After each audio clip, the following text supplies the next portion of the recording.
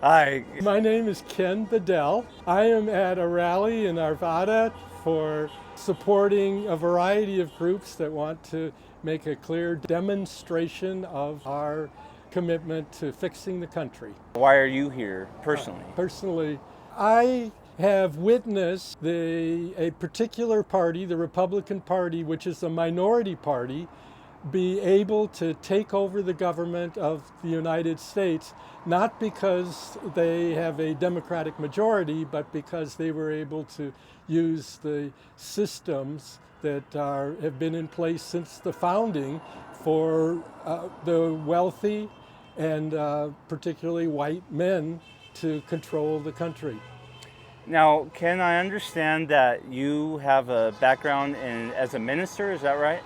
That's right. I'm a retired United Methodist pastor. I became a pastor when I was ordained. I was 22 years old, and I've held various positions that were part of my calling to be a pastor. 15 years of that was in local churches in New York and Maryland. Taught at a theological school for 7 years, United Theological Seminary in Dayton, Ohio. And my religion is within the tradition of Protestantism, and particularly the Wesleyan movement, and I attend a church that's part of that tradition. So, with this tradition background and your religion, your personal religion, how does that inform your thoughts and feelings about what's going on in politics today in America? My own religion is one of believing that there was a man, we call him Jesus, who lived on the earth a couple of thousand years ago, and that he offers an example of what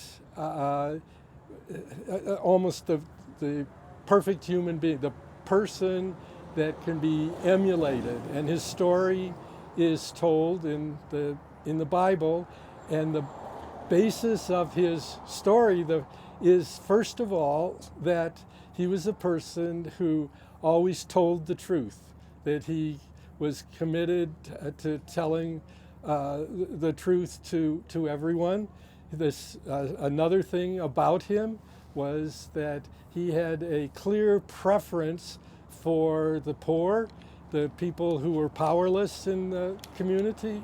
At that time, occupied Palestine, and that his commitment was to their well-being, and that he was willing to stand up to the powers of the Roman Empire, an empire that was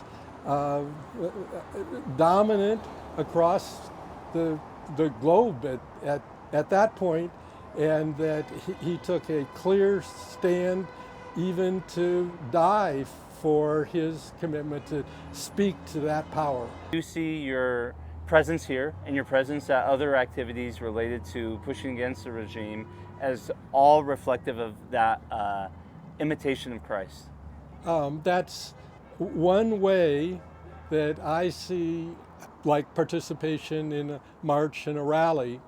It is largely being in fellowship with, solidarity with other people who may have very different religious groundings than I do, but that there's a solidarity that comes from being in marches, being part of rallies. A big phenomenon that's occurring with the new Trump administration is them promoting a very conservative form of Christianity. And there's a lot of people who have resentments over this form of Christianity and resentments towards religion in general. Where do you see the role of faith, personal religion, spirituality? Where do you see that playing the role today throughout America?